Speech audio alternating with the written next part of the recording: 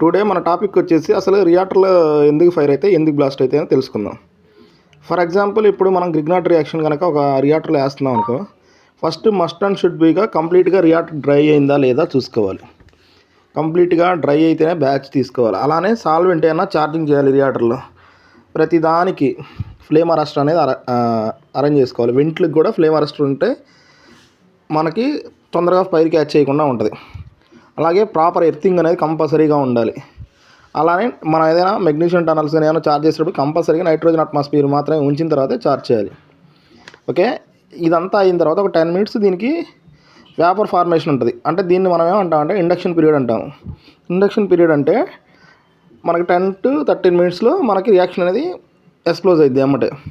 అంటే సపోజ్ మన magnesium oxide లేయర్ని బ్రేక్ చేసిద్ది.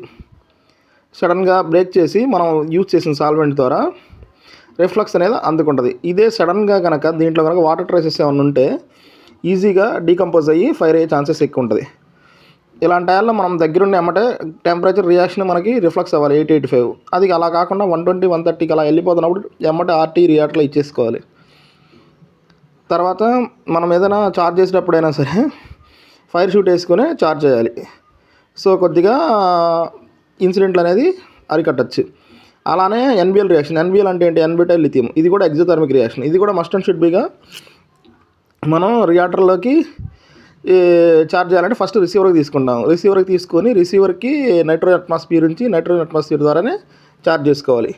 అంటే మెయిన్ దీనికి ఏంటి, మాయిశ్చర్ అనేది క్యాచ్ అవ్వకూడదు. సో రియాక్టర్ అంతా ఎప్పుడు సరే నైట్రోజన్ అట్మాస్ఫియర్లోనే ఉండాలి. అప్పుడు మనకి ఇది ఫైర్ అవ్వకుండా ఉంటుంది.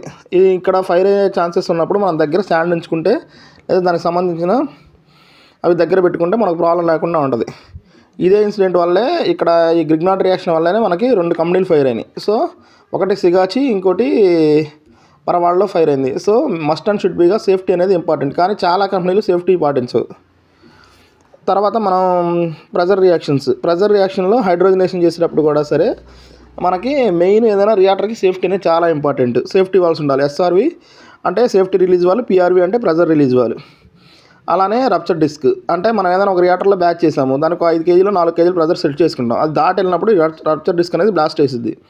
అంటే ప్రెజర్ దాటిపోతున్నప్పుడు మన రియాక్టర్ బ్లాస్ట్ అవ్వకుండా ముందే ఇది రప్చర్ డిస్క్ బ్లాస్ట్ అయ్యి ప్రమాదాన్ని అరికట్టిద్ది. సో అది అలా కాకుండా ఇంకోటి మనం ఏం మిస్టేక్ చేస్తున్నామంటే రియాక్టర్ స్టీమ్ ఇస్తాము. స్టీమ్ ఇచ్చి జాకెట్ వాళ్ళు క్లోజ్ చేసి పెట్టేస్తాం. ఆ కండెన్సేషన్ వాటర్ బయటికి వెళ్ళకుండా రియాక్టర్లో జాకెట్లో ప్రెజర్ బిల్డప్ అయ్యింది. దానివల్ల కూడా బ్లాస్ట్ అయ్యే అవకాశాలు ఎక్కువ ఉంటాయి. ఇది సింపుల్ మిస్టేక్ అనమాట. కానీ మనకు తెలియకుండా చాలా కంపెనీలు దీనివల్ల కూడా ఫైర్ అయింది. డిస్టిలేషన్కి పెట్టడానికి వెళ్తాము, హీటింగ్ ఇచ్చి వదిలేస్తాము. కానీ అక్కడ ప్రెజర్ బిల్డప్ అయిపోయి జాకెట్ వాళ్ళు బంద్ చేయడం మర్చిపోతే బ్లాస్ట్ అయ్యే అవకాశం ఉంటుంది. అలానే రాణి నికెల్ కెటలిస్ట్ అది కూడా చార్జ్ చేసేటప్పుడు ఇది అన్నిటికంటే డిఫరెన్స్ అనమాట. దీనికి మాయిశ్చర్ ఉంటేనే ఫైర్ అవ్వకుండా ఉంటుంది, డ్రై అయితే ఫైర్ అయ్యిద్ది. సో ఇది ఖచ్చితంగా చార్జ్ చేసేటప్పుడు వాటర్లో మిక్స్ చేయాలి. కానీ చాలా కంపెనీలు సేఫ్టీ లేక విషయంలో ఫెయిల్ అవుతున్నాయి. అందువల్ల ఎక్కువ శాతం ఫైర్ అవుతున్నాయి. సో మస్ట్ అండ్ షుడ్ బీగా మనం ఏమన్నా చార్జ్ చేసేటప్పుడు పీపీ పర్సనల్ ప్రొటెక్టివ్ ఎక్విప్మెంట్స్ అనమాట, నోస్ మాస్క్, గ్లౌజెస్ ఇవన్నీ యూస్ చేస్తే కొద్దిగా ప్రమాదాల నుంచి తప్పించుకోవచ్చు. మస్ట్ అండ్ షుడ్ బీగా ఫార్మా ఇండస్ట్రీలో సేఫ్టీ అనేది ఇంపార్టెంట్.